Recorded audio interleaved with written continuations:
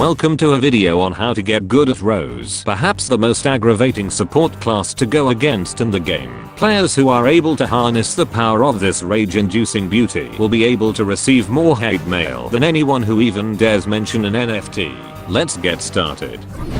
The Rose is supposedly a support class whose primary is that of a magic arousal stick that not only can home in on enemies but has been known to cause an increase in blood pressure to all imp mains by 200% and making everyone else 75% more susceptible to spiking their controller. The magic arousal stick can lock onto enemies from a maximum of 45 meters away where the projectiles fired will home in on enemies. The weapon can fire at 250 rounds per minute and has 20 ammo per clip before needing to take a 2-second reload. Each shot fired by the magic arousal stick can deal 9.5 damage and has a small blast radius which can hit multiple enemies if they're close enough. With Rose supposedly being a support class, she fulfills the role of the engineer by being able to build teleporters and herbal assault for her incompetent teammates, which makes traveling to the objective not take as long and can to an extent allow them to get their fucking jobs done. Rose can also construct crystal turrets nearby said teleporters as a means of defending them if she's not around, with each spot having 3 crystal summon locations. Don't expect them to be perfect however, for they have known to shoot at walls instead.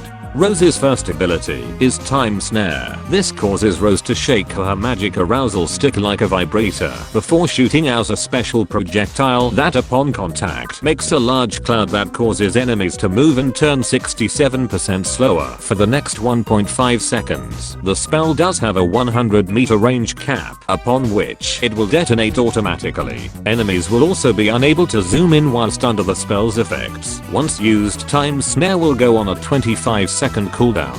Rose's second ability is Goatify. Goatify causes Rose to swing her magic arousal stick like a bendy dick and summons another special projectile. This one however does travel much slower, so you will have to lead it if used at range. Upon contact, any undead degenerate shit who happens to be standing too close to it will become the ultimate life form for the next 7 seconds. These beasts are known to be quite wild and very unpredictable, so caution is advised when multiple goats are created at once.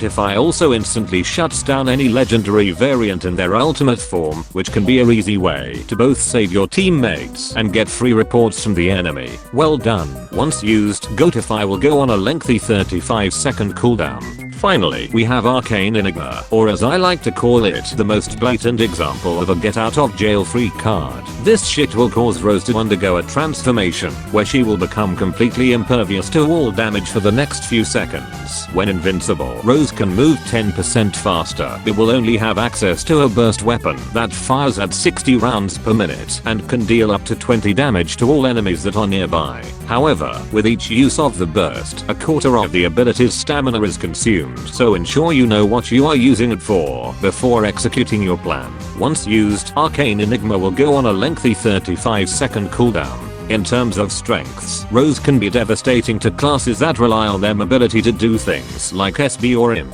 with Imp being especially susceptible to Rose for his overall fragility makes him a very easy target for Roses. They can allow their team to advance to objectives quickly with the use of teleporters, and can also shut down legendary variants easily with the push of a single button. She also has a rather low skill floor, making her somewhat easy to pick up and play. However, the nature of Rose's weapon means that she is only viable at mid-range combat, as the homing only stretches so far at range but doesn't exactly help out much in point-blank engagements. She is also rather fragile, boasting only 100 health, making her quite susceptible to chip damage from fire variants. Her time to kill is also very poor against high health classes such as All-Stars or Z-Mechs. Thanks to this guide, you will now be the master of encouraging bad behavior by being one of the most annoying classes to ever exist. Be sure to come back for the next episode next week. Thanks for watching, and don't forget to subscribe for more shit like this. Have fun.